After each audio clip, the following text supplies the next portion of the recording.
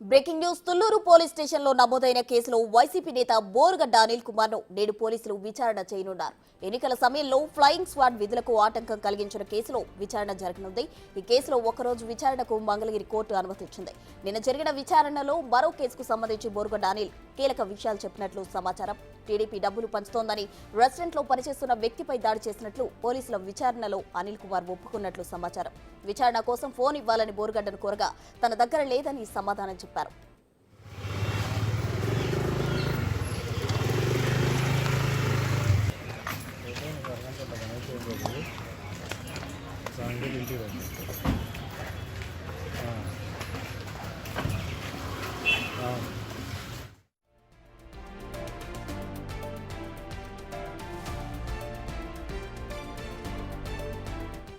YCP నేత బోరుగడ్డ అనిల్ కుమార్ ను నేడు పోలీసులు విచారణ చేయనున్నారు. దీనికి సంబంధించి మరింత సమాచారం మా ప్రతినిధి సాయి శంకర్ గుంటూరు నుండి అందించేందుకు సిద్ధంగా ఉన్నారు. సాయి శంకర్.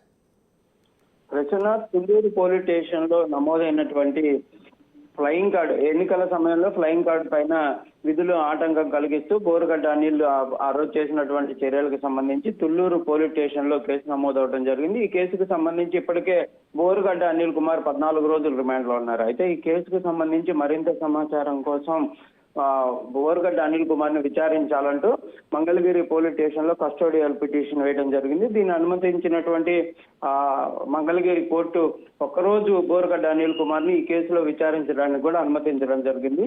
ఆ కేసుకు సంబంధించి ఈ రోజు బోరుగడ్డ అనిల్ కుమార్ ని తుళ్లూరు పోలీస్ స్టేషన్ లో విచారించనున్నారు. అయితే నిన్న ఒక కేసుకు సంబంధించినటువంటి అంశం పైన కూడా తుళ్లూరు పోలీసులు బోరుగడ్డని ఒకరోజు విచారణ చేపట్టడం జరిగింది. రెస్టారెంట్ తుళ్లూరులో ఉన్నటువంటి రెస్టారెంట్ లో పనిచేస్తున్నటువంటి వ్యక్తిపై దాడి చేయటం, అప్పుడు అతను ఫిర్యాదు చేసినా కూడా పోలీసులు పట్టించుకోకపోవడంతో ఇప్పుడు ఆ కేసుకు సంబంధించి కేసు నమోదు చేసి ఆ కేసులో కూడా ప్రస్తుతం బోరుగడ్డ అనిల్ కుమార్ రిమాండ్ లో ఉన్నారు. ఈ కేసుకు సంబంధించి నిన్న జరిగినటువంటి విచారణలో క్లియర్ గా పోలీసుల ఒక విచారణలో బోరుగడ్డ అనిల్ కుమార్ తాను ఒక వ్యక్తిపై దాడి చేసినట్లు కూడా ఒప్పుకున్నట్లు తెలుస్తుంది. ప్రధానంగా టీడీపీ డబ్బులు పంచుతుందనే విధంగా కూడా చెప్పాలనే విధంగా కూడా ఆ వ్యక్తిని బోరుగడ్డ అడిగినప్పటికీ అతను దానికి ఒప్పుకోకపోవడంతో అతని పైన దాడి చేసినట్లు కూడా బోరుగడ్డ అనిల్ కుమార్ అయితే విచారణలో ఒప్పుకున్నట్లు తెలుస్తుంది. అయితే మొత్తంగా ఈ 2 కేసులకు సంబంధించి వరుస విచారణలు అయితే జరుగుతున్నాయి.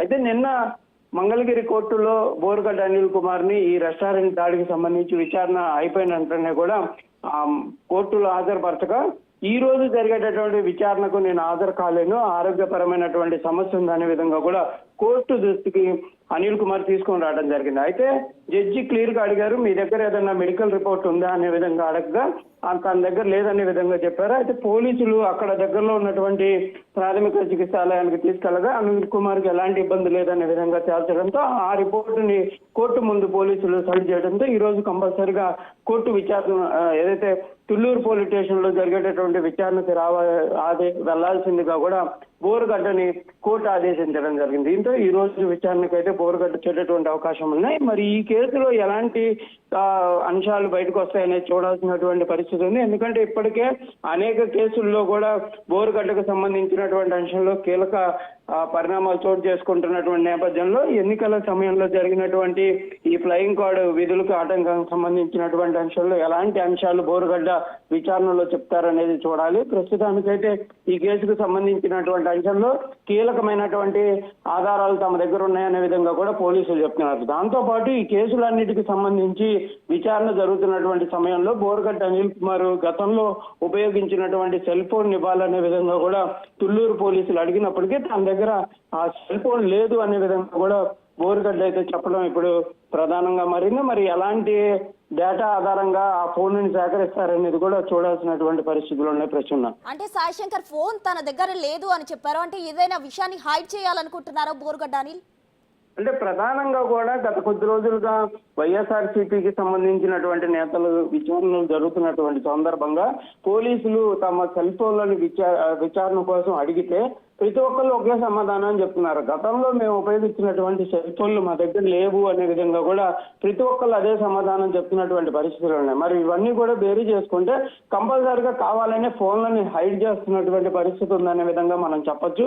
బోరుగడ్డ అనిల్ కుమార్ విషయంలో కూడా సేమ్ అదే రిపీట్ అయినటువంటి పరిస్థితులు ఉన్నాయి. విచారణ కోసం తమ సెల్ ఫోన్ ఇవ్వాలనే విధంగా పోలీసులు కోరితే తన దగ్గర లేదనే విధంగా చెప్పడం ఇప్పుడు ఏ విధంగా చూస్తారని చూడాలి. కంపల్సరిగా కేసుల్లో సెల్ ఫోన్లు అనేది కీలకంగా ఉంటాయి. ఎందుకంటే రెస్టారెంట్ దాడి కానీ లేకపోతే ఫ్లయింగ్ కోడ్ విధులకు సంబంధించినటువంటి అంశాల్లో కూడా బోరుగడ్డ అనిల్ కుమార్ చాలా మందితో ఫోన్లో మాట్లాడారు అనే విధంగా కూడా మనకు తెలుస్తుంది. పోలీసుల విచారణలో కూడా ఈ అంశాలు కూడా బయటకు వచ్చినట్టు తెలుస్తుంది. మరి అతను ఎవరితో మాట్లాడారు, ఆ సమయంలో అతనితో ఎవరు టచ్ లో ఉన్నారు, ఇవన్నీ తెలియాలంటే కంపల్సరిగా సెల్ ఫోన్ అనేది ఇంపార్టెంట్. మరి ఆ సెల్ ఫోన్ హైడ్ చేయడం వల్ల ఆ యొక్క ఆధారాలు ఏవైతే ఉన్నాయో అవన్నీ కూడా హైడ్ చేసేటటువంటి అవకాశం ఉంటుంది. కాబట్టి బోరుగడ్డ తన ఫోన్ లేదు అనే విధంగా కూడా సమాధానం చెప్తున్నట్టు తెలుస్తుంది. మరి పోలీసులు కంపల్సరిగా సెల్ ఫోన్ అయితే స్వాధీనపరుచుకుంటామంటున్నారు. ఏ కోణంలో ఆ సెల్ ఫోన్ ని తెప్పిస్తారనేది కూడా చూడాల్సినటువంటి అంశాలు ఉన్నాయి. లేకపోతే కాల్ డేటా ఏదైతే ఉంటుందో దాన్ని తీయిస్తామనే విధంగా చెప్తున్నారు. దాంతో పాటు ఆ రోజు సెల్ ఫోన్ టవర్స్ ను కూడా తాము పరిధానంలో తీసుకుంటాము, బోరుగడ్డతో పాటు ఎవరెవరు ఉన్నారు, అతను ఎవరితో మాట్లాడడం జరిగింది, ఇలాంటి అంశాలపైన కూడా దృష్టి పెడతామనే విధంగా కూడా పోలీసులు అయితే చెప్తున్నటువంటి పరిస్థితి ఉంది. ప్రస్తుతం right Sai Shankar, thank you.